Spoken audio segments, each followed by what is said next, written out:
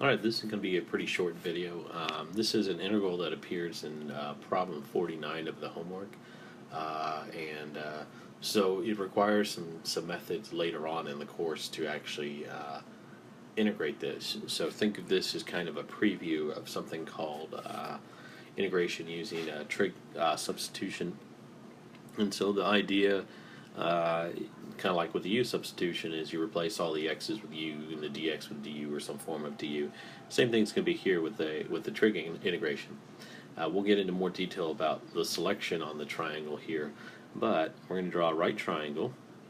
There's our theta, and so we want kind of a nice relation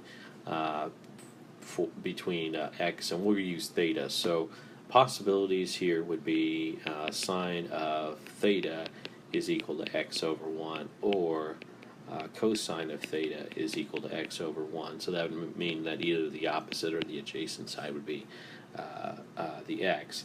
And then from there we could find the differential of each of those, and then we'd have some sort of substitution. So we're going to go with the first. We'll say the opposite side is x. Okay, so that tells us the sine of theta is equal to x.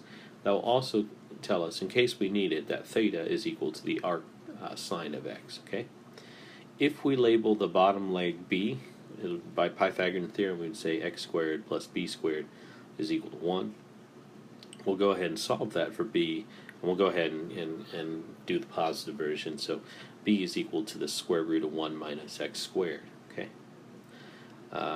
Now the idea with that integral there is the square root of 1 minus x squared dx. So I need a replacement for 1 minus x squared under the square root, and I also need a replacement for the dx. If we go ahead and take the differential of the sine of theta equals x, then we have cosine theta d theta is equal to dx. Also, if we read our triangle over there, the adjacent side is the square root of 1 minus x squared over the hypotenuse of 1, so the cosine of theta is equal to 1 minus x squared under the square root. Okay, so now what we can do is we can replace that square root in the integral with cosine of theta, and then we can replace the dx with cosine theta d theta.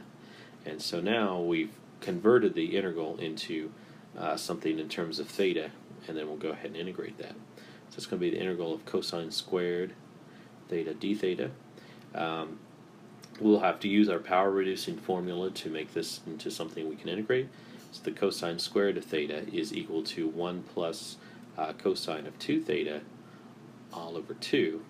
We'll factor out the 1/2, while the integral of 1 plus cosine of 2 theta d theta.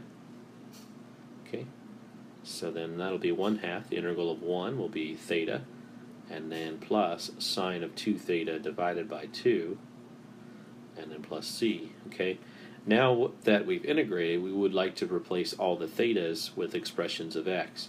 So we do have a relationship between theta and or what theta is equal to. It's the arc sine of x.